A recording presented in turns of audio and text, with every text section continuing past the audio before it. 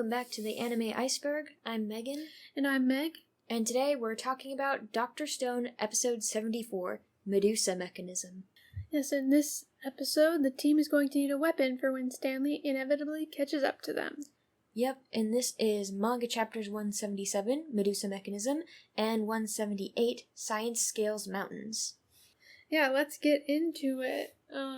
In this episode, we finally get to go back to see what everybody's up to in North America, because Stanley is talking to Brody about the plane, because it's, as we saw in the last episode, Senku and Ryusui wrecked it, and he wants to fix it so that they can...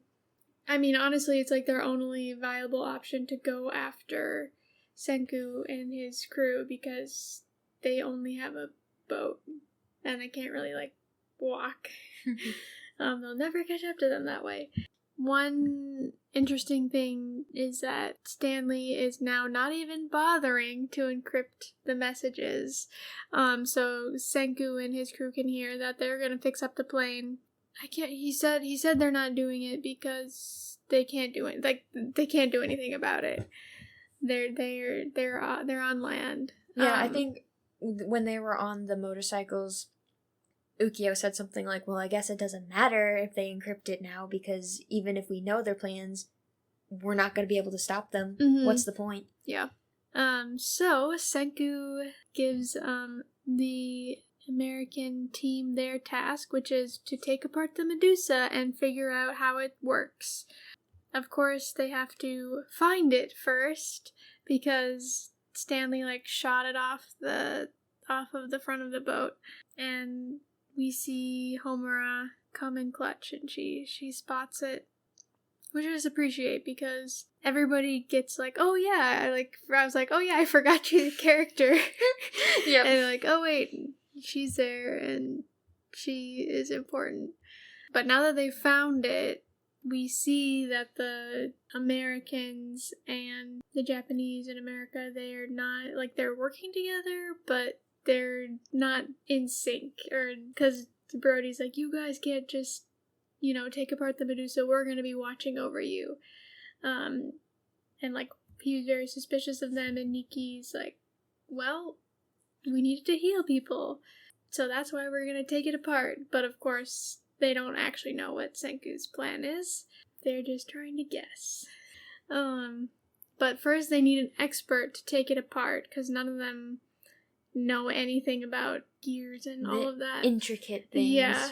And of course, Ryusui, he knows about... They say it's a Rolex factory, which I think it's Rolex.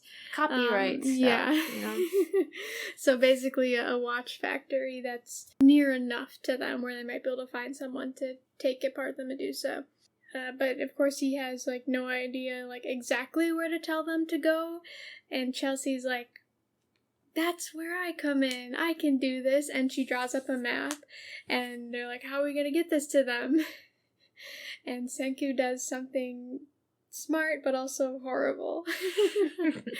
He makes a fax machine, or basically he draws a very complex grid. Yeah, with thousands of squares, and the squares, you can color them in to make the map. It's a huge paint by numbers, and they use Morse code to tell the opposite team which squares to color in so they can get their map.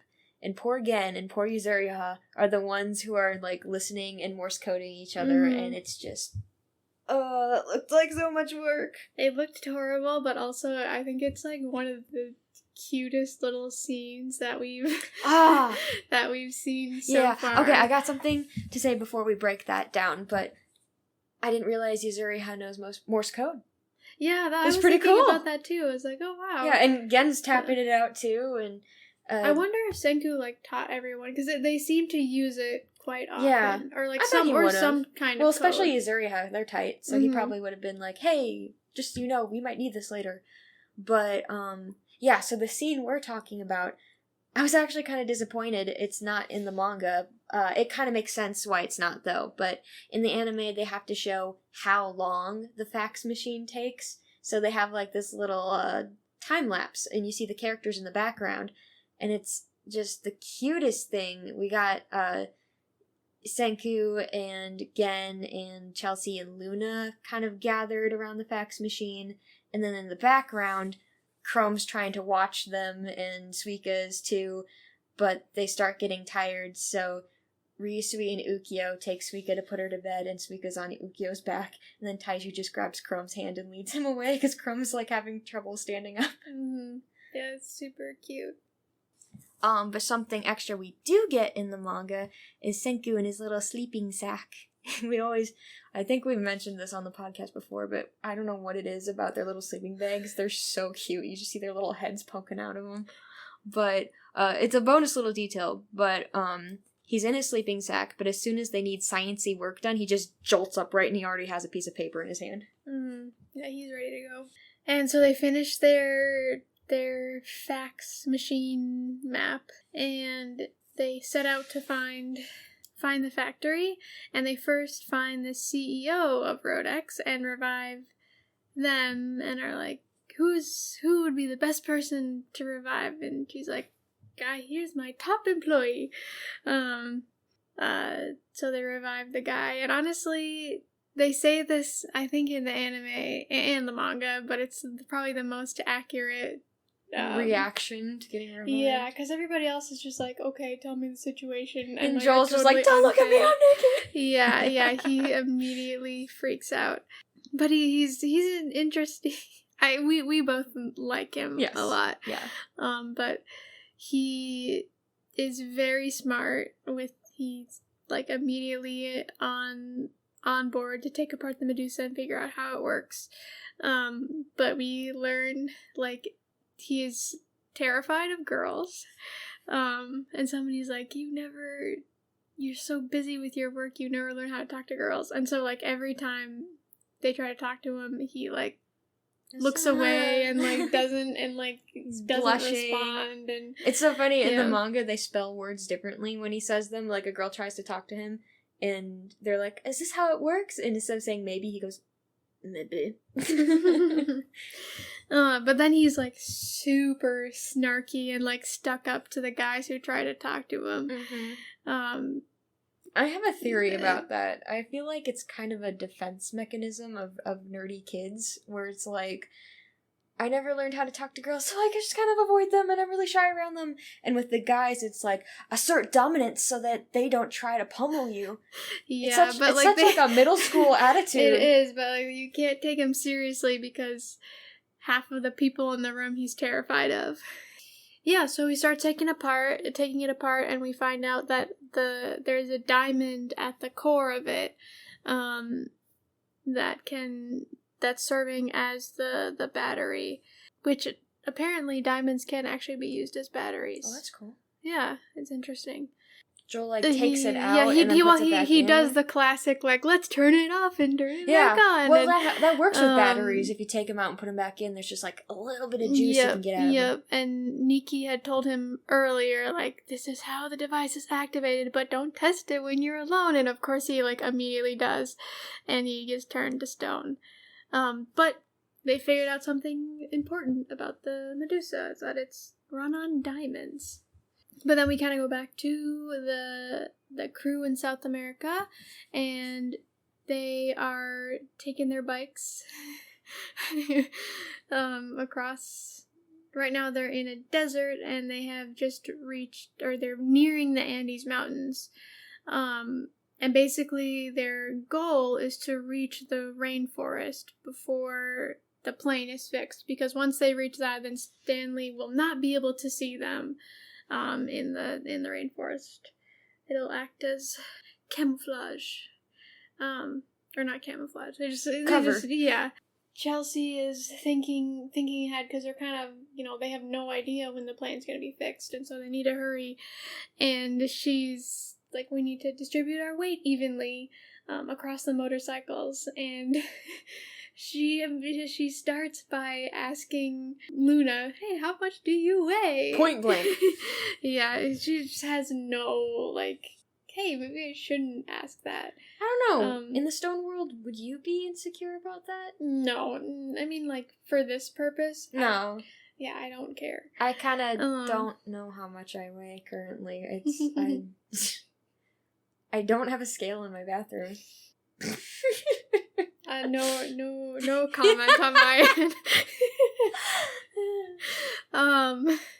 Yeah, so then, like, Chelsea and Luna kind of get into a whole conversation, and I don't remember how it comes up, but basically, Luna's like, oh, I have a boyfriend, and it's... Oh, yes, because they're discussing the weight thing and distributing the weight among the motorcycles, and Luna's like, oh, we're going to be pairing off differently. Oh, yeah, and I think Senku and I should be on the same motorcycle. Yeah, exactly. Yep. And then this is when we get to see the rest of, like, the interaction between Senku and Luna when she asks to be his girlfriend. We see his initial reaction. But then he's like, oh, Luna, you're so smart, like, you want to enter a political marriage to be and be allies. Senku just can't wrap his head around that a girl likes him. First time he puts the Riz on, and it works too well. Right, well, it's like, she's like the perfect girl, though. Like, she literally, like, described her type, and it was Senku.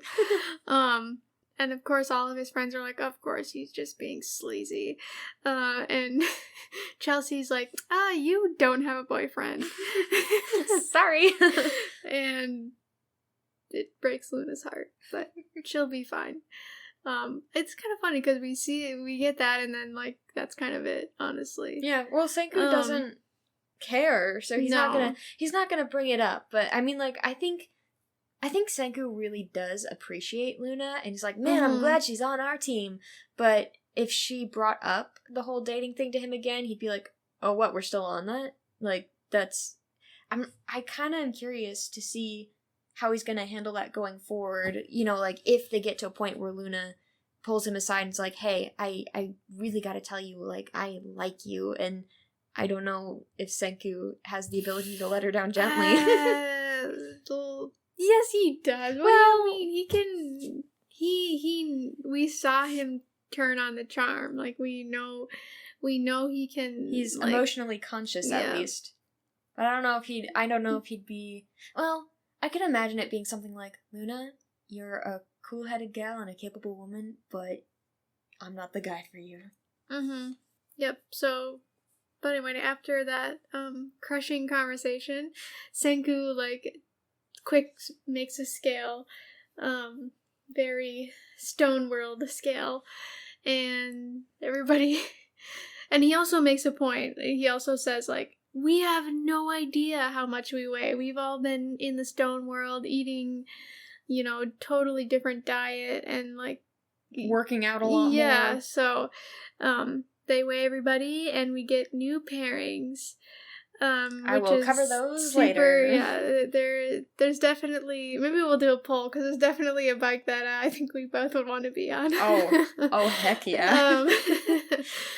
And at kind of the end of the episode, Ukyo hears that Stanley is coming, or sees that he's coming on his plane, so they gotta hurry. But they have made it to the Andes, and their next job is to make a ropeway so they can cross the mountain. Yes. This was another part of the show where I was like, now how on earth? Right? When this episode ended, I was like, what are they making? Like, and I mean, Gen's reaction was justified. I'm still kind of surprised that he gets so shocked. Yeah. But it's totally it's definitely one of those moments where it's like, we're making a cell phone, and it's literally just like a basic radio. Yeah. Like, that's totally what it is. But yeah. All right, on to the bonus stuff. Let's start with the motorcycle pairings.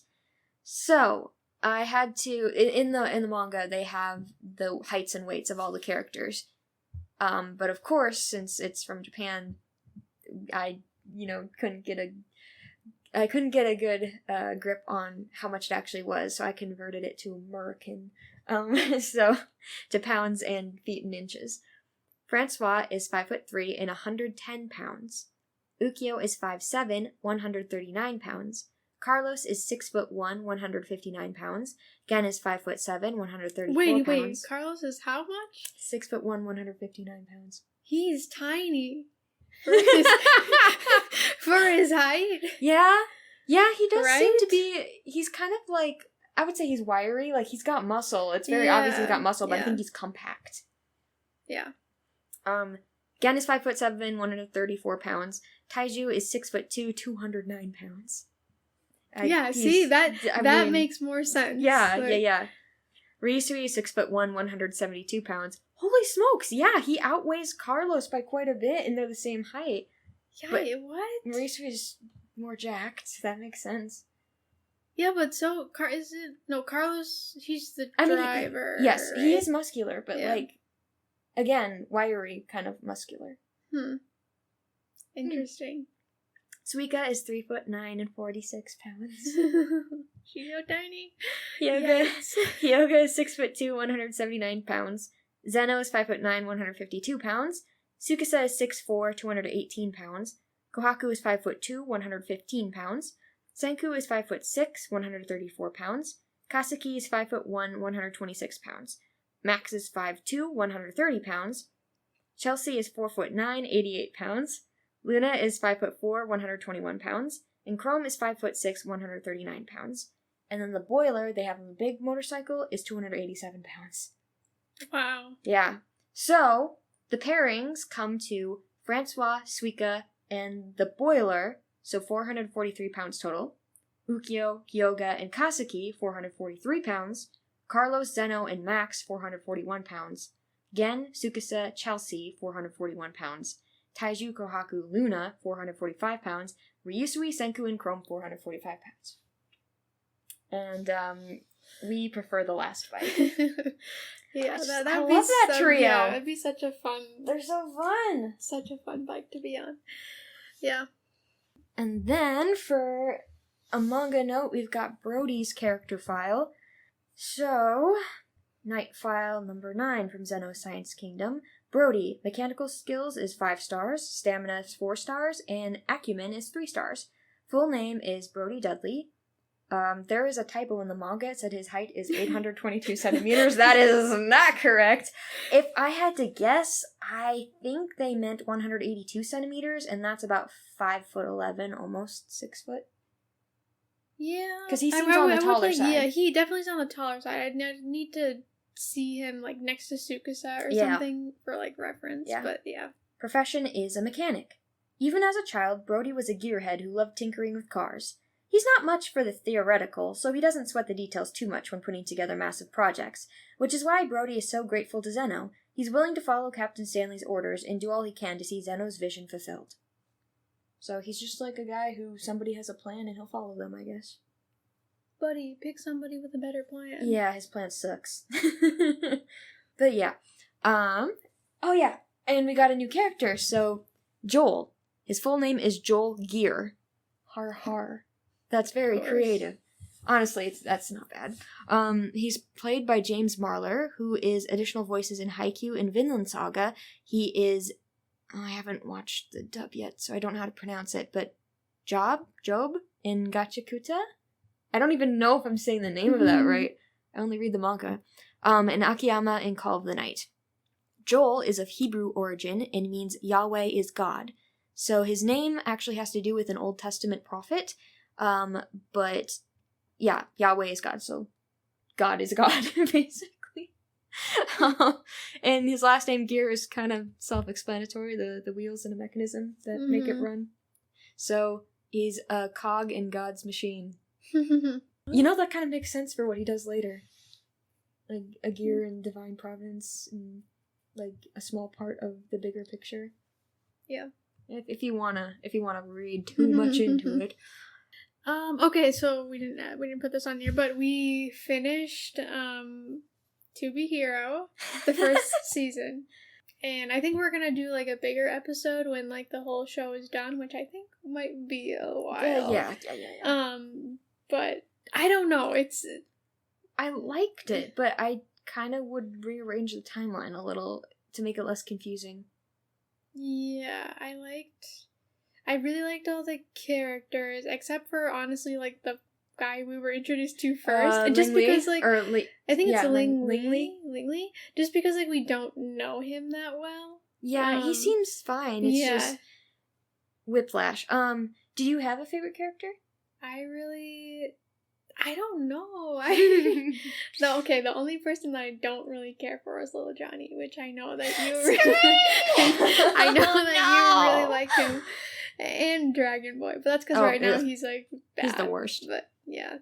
Well, I like Cyan and her friend. Can't remember the friend's name. I hope he comes back. He's super cool. Yeah. But, yeah, I like Little Johnny because, I mean, he's actually around our age, I think, but I kind of appreciate that he's kept his youthful innocence given all the things that have happened to him, and I also feel like that's kind of like a regression, like, not saying a childlike innocence means that you haven't matured or grown up, but, like, when he lost his dad, I think he was trying to hold on to his youth in whatever way possible, and he's a little bit, I get why you don't like him as much, because he's a little much. I think he was like that before before his dad died, but I don't hate him or anything, it's just, like, he's not my favorite. And also, like, characters with animal sidekicks, he's a Pokemon trainer. Yeah. They're just not, I just don't care. Yeah, it'll be interesting to see the second season, because if the first season was, like, setting up, like, there's, like, sharing everyone's backstories, and then, like, it ended where you're like, okay, this is what this show is gonna kind of be. Also, something that I was, like, the whole time, or, like, from every reel I was seeing, like, X, like, kept seeing, like, oh, he's the bad guy. He's not. But it doesn't seem like he's orchestrating things, but I don't think it's bad. I don't even think he's orchestrating things. Well, it's because the snapping and, like, the style changes. Like, it's cool how the art style changes, but that's supposed to indicate that he's behind the scenes, I guess. I don't know. I really don't know. To me, it just seems like he's an observer. And, like, so he, like, he, like, sees everything that's going on, and he has a plan. I don't know. We'll have to see what happens, I guess. I have to say, we're watching the dub. I really like David Matranga's performance as X, because he has, I don't know, just what he does with his voice. It's kind of how he sounds in real life, honestly. But X, he has white hair, but he's a young guy. And I think David did a good job of making his voice sound kind of like, I'm casual, but I'm having a good time, and I'm young, but I'm just gonna lay back and see what happens. You know, kind of, I don't know, he just made him sound likable. Yeah, no, I have no reason to hate him. Yeah. Like, do I totally trust him? No, but, like... No. He's not as bad as the commission people. They're for horrible. Sure. Like, it's obvious that, like, it seems obvious that the commission and then the hero agencies are kind of they're corrupt. Yeah. Yeah. And also, just the civilians in general are horrible people. Like, oh, this kid's getting beat up, let's film it and see if a hero shows up. And, oh, we're gonna give all of our trust to this person. We don't know who he is or what he's about, but he looks cool, so we're gonna cheer him on. Sure, he just beat a person half to death, but who cares? He's a hero. Yeah. Ooh, actually, I just thought of someone I dislike more than Little Johnny, which is the dog. It's just, like, so dumb. Like, exactly.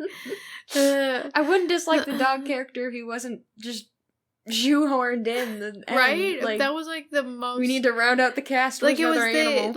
Like, Nice's backstory was, like, that was really rough. Like, it almost made us quit the show. And then, like, the rest of it was, like, okay, this is actually good. And then the dog thing right at the end, it was, like... Okay, suggestion. So good. Suggestion. I think they should have started with Cyan's story. And, I mean, I get the whole going back in time, forward in time thing to make it interesting and to make the pieces fit together. But I feel like if you would have started with Cyan's story and the plane crash, which was sort of the catalyst for a lot of the characters, then it would all come together. Chronologically speaking, Ghostblade would have been first because he's one of the older heroes, but you can always just add him into the story when his daughter comes into play anyways. So seeing its flashbacks are okay. Yeah, I think maybe the reason, like, Nice didn't really play a big role in any of the other stories. Like, he didn't really fit in. He was just anywhere. there at times. Old nice, not new nice. Yeah. And again, not even the new nice, it was old nice. Bad nice. Yeah. Naughty. Honestly, I, like, in a weird way, like, cared about him more than Well, Langley because at you the saw end. his descent. Yeah. Like, you saw, like, him... He started out as a good guy, and then the commission just had him wrapped around their evil little finger and corrupted him. Yeah. Same thing with Esau. That was the most tragic story. So sad. And, like, because we haven't really seen him since, like, the battle, so we don't really know what he's like, but we can get a sense, which I'm just sad because I really liked him. But yeah, I liked him and his little trio he had there, because it was such a Spider-Man thing. You know, he's like he's the unassuming hero. His friend is the tech guy who provides him with the suit and the powers, and then the girl is like the go-between and helping him in his everyday life. It was perfect, and it ended too soon. Yeah. Yep. All right. That's enough. We'll do another. Yep. We'll do a episode. Honestly, it could be a few years. I can't imagine how long it takes to animate something like that. Right, the animation was crazy. It was good. Although I definitely preferred the 2D. Oh yeah, for sure. I mean, the 3D models looked great, but when you're used to seeing characters in 2D and then all of a sudden they're in 3D, you're just kind of like, Yeah, it's a little bit. Especially with anime, it's hard to do the eyes right. Some of the characters looked great. Like, Nice looked great 2D or 3D. I thought he looked really good. And a lot of the other characters were fine. Like, Queen looked great. But characters like Cyan and Dragon Boy, like characters who have naturally bigger eyes in the 2D style, when you try to do that in 3D, it just does not work out. Yeah, we saw them for a brief second, and like, I was like, no. What did you do? Yeah. Anyway, that's all we have to say on that for now. Yeah. All right. That's all we've got for this episode. So, Megan, what was your favorite line? Mine came from Joel, and it kind of reminded me of something I may have said to my sister when she was watching me play video games as a teenager. It's like, I need to concentrate. Feel free to watch me work, but if you say so much as a single word to me as I do, I'll kill you. I promise I wasn't that harsh with her, but I had my moments. How about you? Mine also came from Joel, when he was talking about taking apart the Medusa and figuring out how it works. He's like, it doesn't matter how difficult it is. The job needs doing. Mountains exist to be climbed. How motivational. Yeah. And then what did we learn? Don't be afraid of tedious work. Yeah, there was quite a bit of that in this Oh my episode. word, I can't even imagine. I would have passed out. Yeah. Poor Gen. Seriously. His finger must have been throbbing. Oh my gosh. I've been doing a lot of spray painting. And I've been doing a lot of, like, I mean, I know your work isn't just limited to spray painting. You've been doing tedious, like, fidgety work all yeah, month. but like I was gonna say, like, my finger, like, even, like, just spray painting for, like, a couple minutes, it's just, like, hurts. And I can't even imagine, like, just, like, going up and down for, like, actually I can, because when you, pipettes, but then also when you count cells, you do it, like, you can do it manually, and there's, like, a little counter, and it's literally like what he was doing. A little ticker? Yeah. Yep. I was frosting Christmas cookies today at work, and you have to hold the piping bag, you just squeeze over and over and over, and oddly enough, the shoulder holding the bag, like I can like move and feel it pop. Yeah. Just like repetitive work is not fun. Not usually. But anyway, who pushed the story forward? Joel for hacking the Medusa. Alright, this was it wasn't like the most exciting episode, but we got a new character and got to see our Kingdom of Science people in America, and yeah, it was a solid episode. We're getting to good stuff. We still have a few more, like, not super. Yeah. Well, they still do things, and it's interesting, but a lot of it is like, we had to invent this smaller thing that may be useful later, and character building and stuff like that. But once you get to the big moments, it goes fast and furious. So yeah. All right.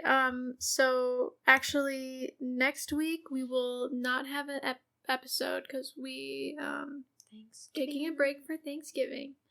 So I don't know how many of our listeners are American, because there was one time I posted something and I got a comment and it was like, "What's Thanksgiving?" And I was like, "Oh, right. Americans forget that we're not it." What? We're not the center of the world? What do you mean? But yes, so if you're not familiar with Thanksgiving, if you're listening from another country, first of all, thank you for listening. But it's a holiday in America where it's we just celebrate family and have food together, and it's a whole big deal. You can look up the history of it. It's pretty interesting. And yeah. Yep. All right. Well, happy Thanksgiving. Yep. And we will be back in 2 weeks with another episode. Bye. Bye.